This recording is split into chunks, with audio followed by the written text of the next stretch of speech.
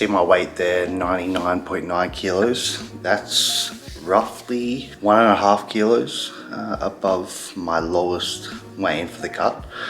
So I've just finished a complete week of training altogether, and a week off meticulously tracking my macros and weighing foods with my fitness pal. So the weight's just up basically because glycogen's being reloaded.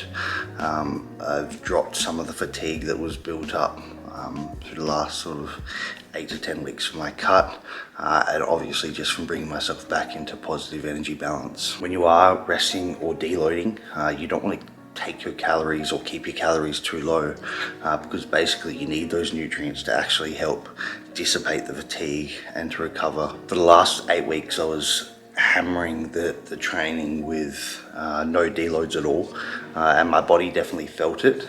So instead of taking a deload, I decided, fuck it, I'll just take a complete week off training to try and get my body feeling as fresh as possible. I've actually also made the exact program that I used for the last 8 weeks available to download, and I'll chuck that link up in the description box. But basically the program was called Future Trunks because he is my favorite anime physique of all time, probably any physique of all time, and basically he was my motivation and the physique that I was trying to get towards or achieve during my cut. We didn't make it, but we're definitely closer to his physique than when we were at the start of the cut. In terms of what I've been doing with my diet over my layoff week, so not weighing anything or tracking very accurately, just making sure I'm having 4 meals per day with roughly 50 grams of protein per meal, which is eyeballing it, around 100 grams of carbs per meal, and then fats were basically just what I felt like at the time. Now I wouldn't recommend this style of dieting for too long, but it just can be nice to sometimes have a psychological rest from tracking, and obviously for me it was also to give my body a physiological rest from being in a calorie deficit. So yeah, my mind and my body feel super fresh going to this next phase, and I'm definitely ready to get the training going back again and get the tracking going again. So I'm gonna hit a shower, answer some emails, and then we'll catch you for breakfast.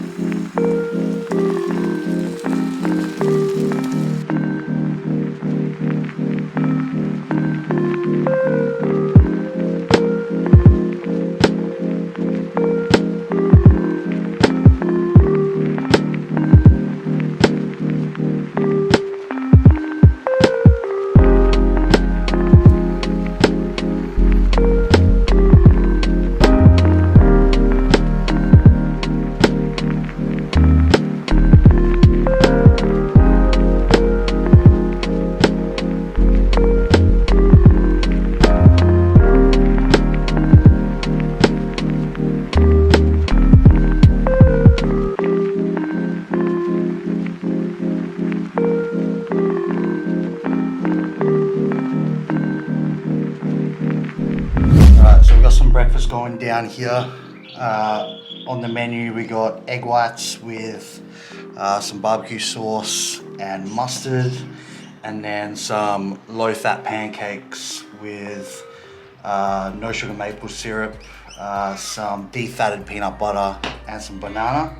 Now the macros for this meal are 70 protein, 94 carbs, and 14 fat. So pretty high protein and carb meal, pretty low fat because we're gonna get down to training in around an hour. So I'll get down this meal and that should get me really well set for the session.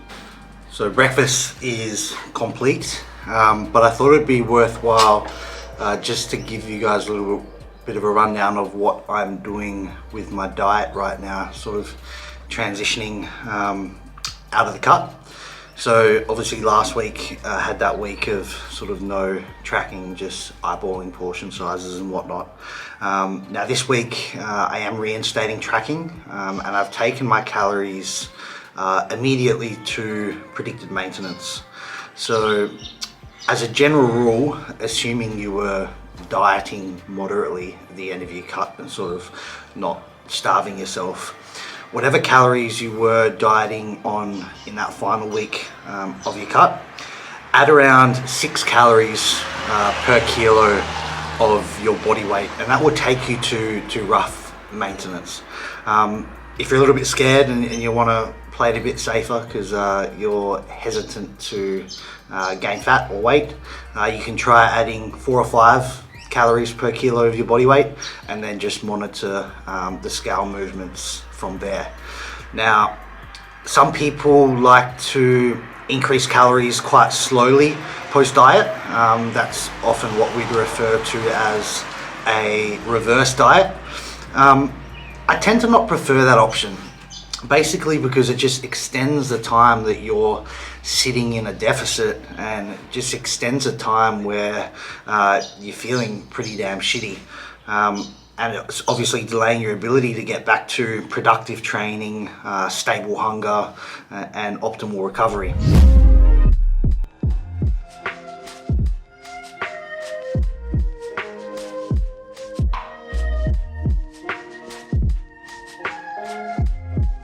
So I'm 100 kilos, as you saw on the weigh-in today. So I added 600 calories immediately straight back into my diet, and that's coming mostly from increasing carbohydrate intake. So this brings my new calorie and macro targets, and I'll put them on this side, to 3,800 calories, 250 grams of protein, 530 grams of carbs, and 75 grams of fat. So the goal right now for me is just to maintain roughly my body weight within 1 to 2 kilos of where I'm sitting right now, and I'll be aiming to do that for about a month or so, just while training ramps back up and my physique starts to fill back out. And then after that month, what we call like a maintenance phase, then I'll be moving into a more assertive lean gain muscle phase. On the training agenda today, just before my week off, as you would have seen in previous videos, I was pushing weekly set number quite high, with some muscle groups copying sort of 30 sets per week or above. Now this session today, we're going to hit chest, is only going to be 20 sets. So it's roughly, it's roughly a 35% decrease in overall volume compared to what I was training with at the end of my cut. And I'm also going to be training with a higher RIR, or higher repetitions in reserve, which means I'm ending my sets a little bit further from failure. So I've got more reps left in the tank when I end a set. And basically I'm just doing this because during a layoff or a deload, you essentially become resensitized to muscle growth, meaning you don't need as higher training volumes or as higher training loads to stimulate muscle growth. So we start back at the lower volumes at the start of this mesocycle, and then just like the last program, we'll be looking to gradually add sets every 1 to 2 weeks as the body adapts to the new training volume, and I'll be looking to add extra reps or extra load where I can.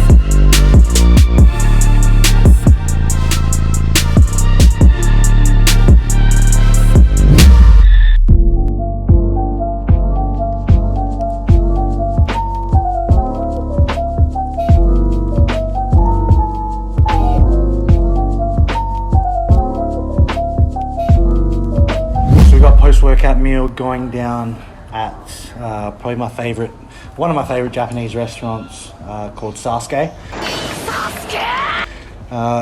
This meal, we've got 220 grams of teriyaki chicken breast, 250 grams of white rice, and 15 grams of Kewpie mayo, which is the goat, and then 5 pieces of the cooked tuna sushi roll.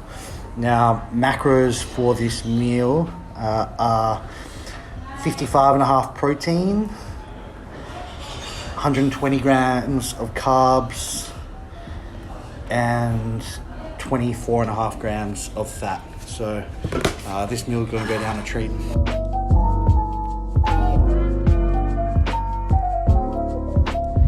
Alright, so I thought it'd be worthwhile to go through my DEXA results before and after my cut. I'll put the results, a photo of the results on the screen now, just so you can see that I'm not trolling. So over the 12 weeks, my body weight went from 111.5 kilos down to 101.8 kilos. Now, both of those weigh-ins were basically fed weigh-ins. So that gives me overall 9.7 kilos of weight loss. So over the 12 weeks, that averages out to be around 800 grams per week. Now, my body fat percentage went from 15.2% to 8% on the dot. And that worked out to be 8.6 kilos of fat mass lost over the 12 weeks. My lean mass went from 91.5 kilos down to 90.3 kilos. That was only 1.2 kilograms of lean mass lost. Now, a lot of people tend to think that they might be able to grow muscle when they're losing fat, or maintain all their muscle while they're losing fat. It's extremely hard to do so, and it really doesn't happen for anyone apart from sort of noob trainers who are in their first couple of years of training, or people with really high levels of body fat. So overall, pretty happy with that result. Most of the research actually suggests that during weight loss, usually around 30% of that weight will come from lean mass. But with my result, it was only 12% of that weight loss coming from lean mass. So that basically just tells me that my macronutrient splits, my calorie intake, and my calorie drops, and how aggressive I was pushing the target rates of weight loss, as well as how I structured my training. It was all quite well done. A successful cut. I'm definitely happy with those results. I'm probably going to cut the video there. If you guys, as always, if you have any questions, feel free to drop them down below in the comments section. I'm also going to put the link to the Future Trunks training program that I used for the last 8 weeks down in the description box as well, because like I said earlier, I think one of the main reasons why I was able to maintain so much lean mass while dropping all that fat was largely a result of the way that I had structured my training. If you enjoyed the video, please like, comment, subscribe. It really means a lot, and I'm loving you guys sort of, if you are watching, taking a screen grab or chucking up a photo on your IG story. It really means a lot. So I'll see you in the next one.